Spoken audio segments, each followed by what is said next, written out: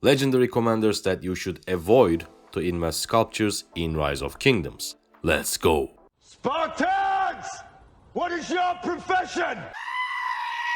What's going on, my beautiful governors? Welcome to a new video. Today we will discuss about the legendary commanders that you should not invest even one legendary sculpture. This is one of the biggest mistakes in Rise of Kingdoms that new players make, investing on wrong commanders. Commanders who either drop in utility very fast or commanders that are worse than others in general. However, our list will also include a few great commanders that are just not ideal for free-to-plays and low spenders. Without further ado, let's start our list. You are probably guessing the first group of commanders. I'm not going to bore you by talking about every single gold key commander. The rule is simple. You do not invest any sculptures on gold key commanders. Yes, it takes very long time to max all of those commanders just from the gold keys, but once you max those commanders, your gold keys are simply useless, as well as the sculptures you get from those keys for that specific maxed out commander.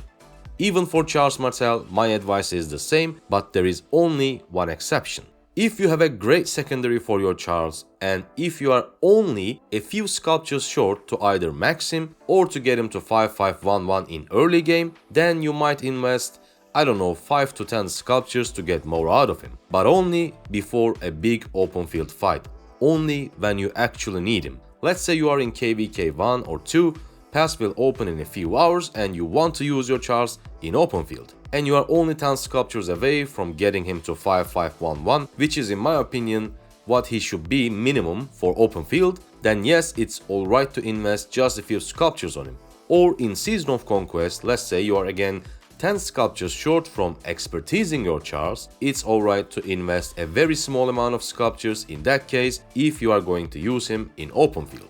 Other than that, do not invest any sculptures at all on your gold key commanders. You will get them to a usable state over time and even max them just from the gold keys.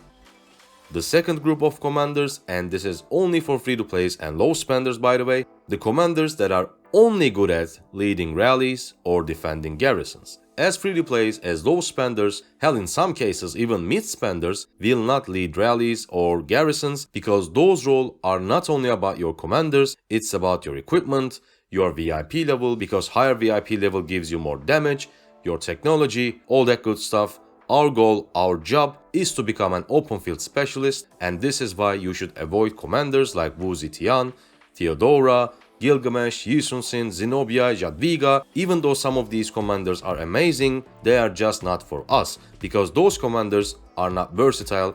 They are great at what they do, but what they do is not our role in Rise of Kingdoms. You might say, if I don't invest any of these commanders, how the hell am I supposed to defend my city, you stupid peasant? Well, it doesn't matter if you have these commanders maxed out or not. If you're a low spender or free to play etc. and you get caught out of position and get rallied, you will get zeroed most likely. The best defense for us is the peace shield.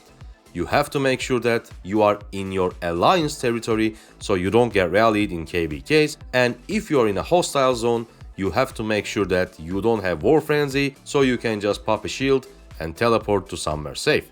On the other hand, commanders like Amanitor, Artemisia, XY, Nevsky or even Pakal is not on this list because unlike previous commanders, they are versatile, they are also very good at open field fighting as well as leading rallies and garrisons.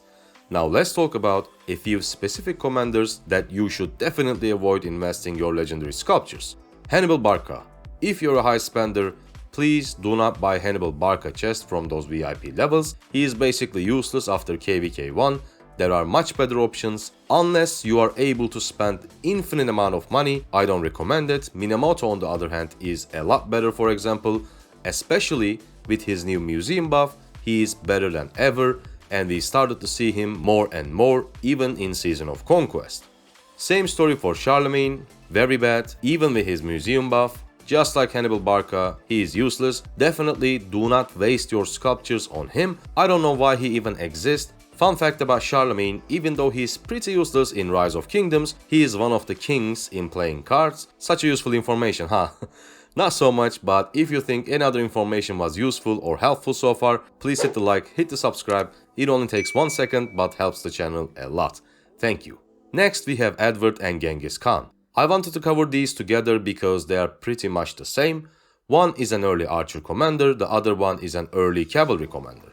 They both deal very high amount of damage, but they are glass cannons. They get focused a lot in open field, they don't have the tankiness or the march speed to retreat when needed. Unless someone is trying to play with 5 cav marches or 5 archer marches for some reason, you won't see Khan, you won't see Edward, especially in Season of Conquest.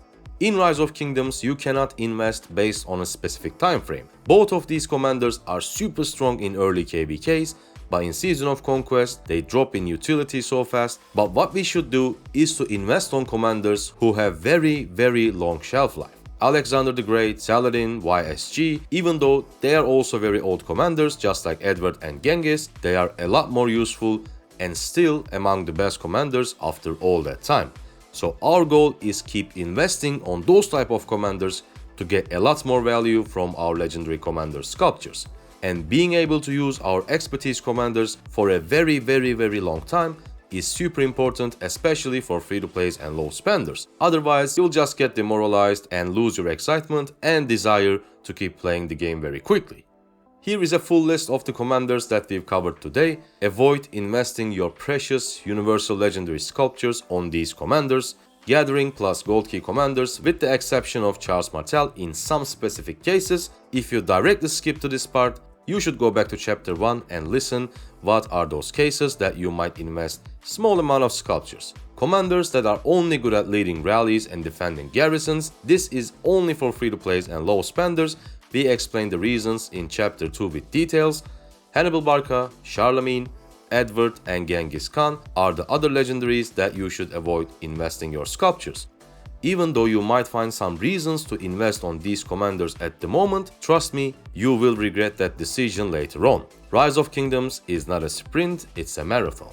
By the way guys, I want to apologize for the last stream, I had to cut it short. You have sent so many screenshots to review your accounts, and I promise you, I will do a live stream every single night that I'm available, and we are going to review every single account that you guys have sent. And if you haven't sent screenshots for account reviews, join our Discord, link is in the description, and DM me your equipment, your commanders, your commander investments, your VIP level, your account age, all that good stuff. Just send me screenshots and we will review your account together on a live stream.